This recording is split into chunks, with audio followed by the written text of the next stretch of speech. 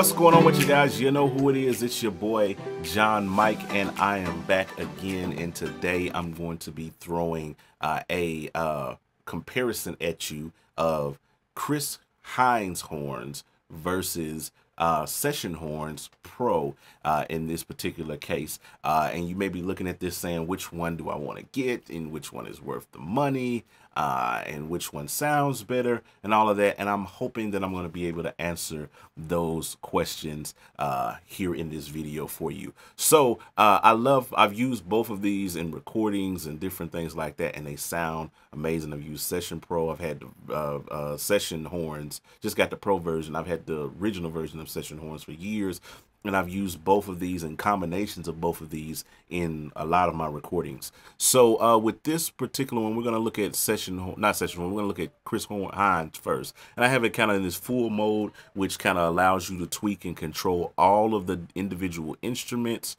volumes, and it's very tweakable. You know, tweakable is like my favorite word. Tweakability and tweaking everything. Love being able to tweak stuff. So it's a lot of things you can choose what instrument. You can kind of control your whole section here. So first of all, let's go into, before we do any of the things, the comparisons between what's what, let's just see how they sound compared to each other. So I'm gonna do kind of a little riff here with Chris Heins, and I'll try to do the same riff with Session Horns Pro, just right out the box how they sound. So this is Chris Heins.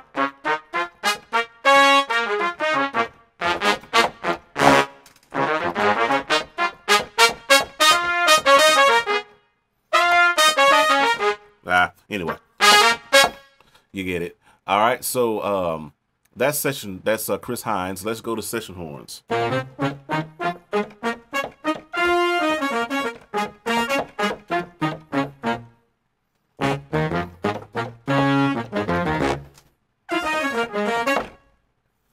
So definite, almost right and left contrast in the sound between both of them.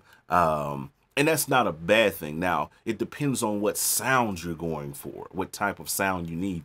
Session Horn seems to have more of this smooth,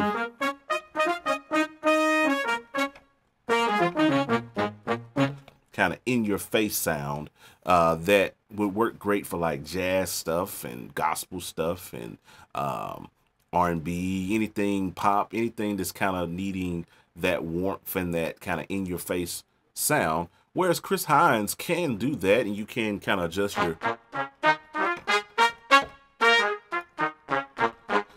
your velocity curves and things to kind of get it. But I think Chris Heins really kind of gears more towards those that do film scoring and things like that. You know, you got those big,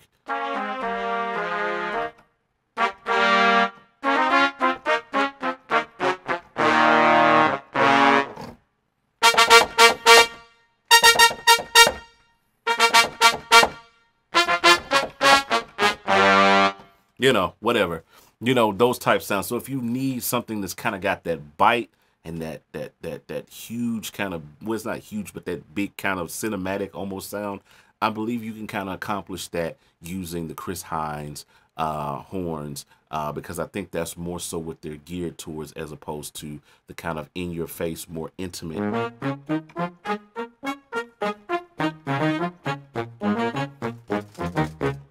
kind of feel of Session Horns. Now, the sound is, you know, subjective, because it depends on what you're wanting to use it for.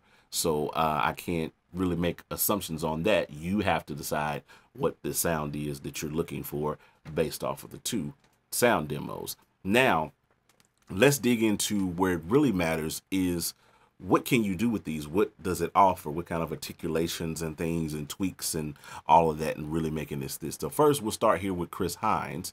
And in Chris Heins, you have, like, again, a lot of kind of tweaks here where you can choose different types of instruments, and there's a bunch of them. You even got clarinets and flutes and synth trumpets and all of that kind of stuff like that that's built in here that that's not in Session Horns. You know, you got a wider selection, so you can really kind of craft your sound. You got 4 different trumpets, 4 different. Oh, you got more than 4 trumpets. You got like 5, 6 different 10 trumpets. You know, all these different trombones and tenor saxes and flutes. It's just a whole lot more complex in terms of its instrument offering than session horns is, whereas you get just kind of a bass kind of session, a section, with session horns. But you got all of this over here and all these different, things that you can add in. And then you have their pans and the control and where they are and where they set at and what's their volume, so you can tweak all of your section here. Then you have your dynamics and your CC and ASDR. Then the keyboard layout here and your hotkeys, all of your place where you can do your key commands and your things like that. Harmonize and things like that. And your tags.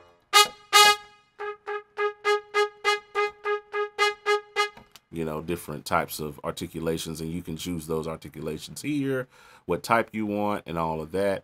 General settings and pitch bend settings and your doits and falls and all of that good stuff like that. Legato, it's a lot of that. Then you got your effects over here, reverb, delay, chorus, flanger, EQ. It's just a ton of stuff that you can tweak and play with to craft the sound to get it to sound the way that you want. Then you have a play mode that looks like that. Just kind of shows you everything. All right, so that's pretty much like the tweaks inside of that. Now, apart from that, what I love about and what I've always loved about Chris Heins horns is that they have like all of the individual instruments as well. So if I just want a trumpet or a flugelhorn or a trumpet mute, I could close all of this out. Instead of playing it in the full mode, I could just build my own section piece by piece, and I've done that dozens of times on different recordings. Just say, oh, I just want this trumpet blended with this saxophone, and it's really cool to kind of pick out which instrument you want in the section and build apart from that in the single articulations kind of mode and stuff like that with that. So it's pretty cool. Pretty cool with that. Same with trumpets and trombones and all of that. So with Session Horns Pro, it's a little bit different, a little bit more graphical, of course, than the Chris Heins stuff. But if I go over here to the main window, you can choose your keyboard layout kind of like this over here, and your key switches and what they do. Not only that, you can go over here and choose and load which kind of sound that you want. You can do combinations, or you can do single instruments, and you can build your section out the way you want. Not only that, here under the sound area, you can control volumes, mutes, parts, solo parts, all of that good stuff like that. But what I've always loved, or begin to love about this with Session Horns Pro, is that you have master effects here, compression, EQ, tape, this thing called twang, low pass, and you got individual kind of tweaks for each one of those that do different things. And not only that, you can also do EQ and compression on a section to section thing. So I can do the alto saxophone, or I can come over here and click on the trumpet and EQ and compress that. So it's very, very, very detailed. They put a lot of thought into this. You got a control section where you can control your pitch bend and pitch wheel and what it does, doits and falls and all of that good stuff like that. And apart from that, you can also, just like you can with Chris Heins, you can go in here and you can get the solo instruments and use just the solo ones. Chris Heins has a whole lot more to offer in that area than Session Horns does, but at the end of the day, it all kind of matters what you're trying to accomplish with both of these libraries. I would say if you're, and I think you can do cinematic stuff with Session Horns Pro, but depending on how you tweak it and make it work. But it seems to me that Session Horns Pro or Session Horns is really kind of set up for that intimate kind of feel with the horn section, where you're doing jazz or gospel or R&B, or that kind of feel where you just need something that sounds more like a live session, a live band. Whereas Chris Heins is seems to be more geared in the tone of it and the sound and the feel of it, seems to be more set up for cinematic stuff. If you really need that cinematic kind of orchestral kind of feel when it comes to comes to your sound of your instruments, then that's probably going to work a little bit better for you because you got a little bit more texture, you know, in that area and tone for that kind of stuff. But I hope this helped you. Hope this kind of give you the insight that you were looking for. Please, by all means, hit that like button and that subscribe button and that share button and all those other buttons down there that do things on the under the video. I have the links in the description to both of these to check them out, and you can go to their respective websites and support them. And yeah, I think that's all for this video. You know how we do it. I'll see you on the next video, on the next stream. I'm out. Holla at your boy.